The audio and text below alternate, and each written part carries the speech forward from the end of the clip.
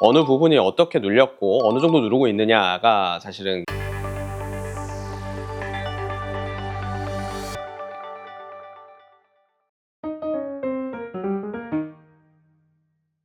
네, 척추 협착증은 이 척추관, 신경이 지나가는 통로가 좁아져서 신경을 압박하게 되는 질환입니다. 신경이 지나가는 통로 자체가 좁아지기 때문에 통증과 함께 여러 신경 증상들이 같이 나타나는 것이 특징입니다.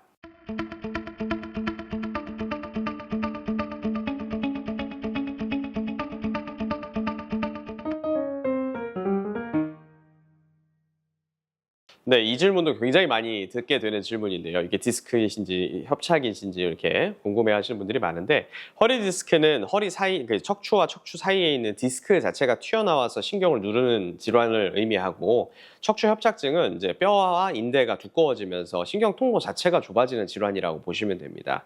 제가 보통 비유를 할 때 이제 터널에 비유를 하는데, 이제 디스크 같은 경우는 터널 안에 이제 뭔가 누르는 뭔가 이물질이 좀 들어갔다고 보시면 되는 것이고, 협착증은 이 터널 자체가 좁아지는 거라고 생각하시면 되겠습니다. 이 척추관이 좁아지면서 이제 허리에서 신경이 압박되면서 그 신경이 눌리게 되면 그 신경이 지배하고 있는 이제 아랫부분의 다리, 뭐 예를 들자면 허벅지라든지 종아리, 발가락 끝, 발바닥 이런 것까지 이제 통증이라든지 저림, 감각 이상 등이 이게 나타나게 되는데, 보통 이제 신경이라는 부분은 이제 그 자극을 받은 그 부위 자체가 아프기보다는 그 신경이 지배하는 그 부위가 아프다고 느끼게 하는 특성이 있기 때문에 실제로 문제는 허리에 있지만 증상은 아래쪽으로 나타나는 경우가 더 많습니다.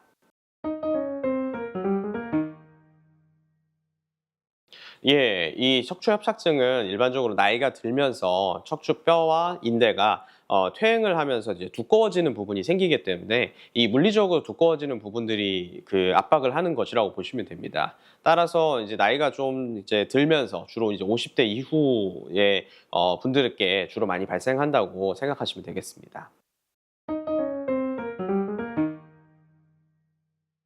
예, 맞습니다. 이게 조금만 걸어도 이제 다리가 저리고 아파서 이제 쉬었다가 가야 하는 증상을 저희가 이제 신경성 파행이라고 하는데요. 이것이 이제 그 척추 협착증의 대표적인 증상 중에 하나라고 보시면 되겠습니다.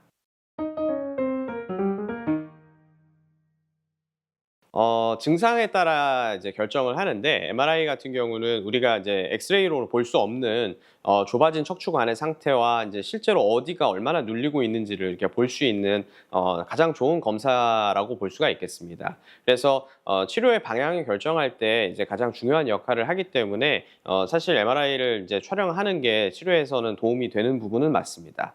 다만 이제 증상이 경미하거나 이제 어느 정도 치료의 방향성을 좀 결정하기에 나쁘지 않은 상태인 경우에는 사실 MRI를 먼저 급하게 촬영할 필요까지는 없다고 말씀드리기는 합니다.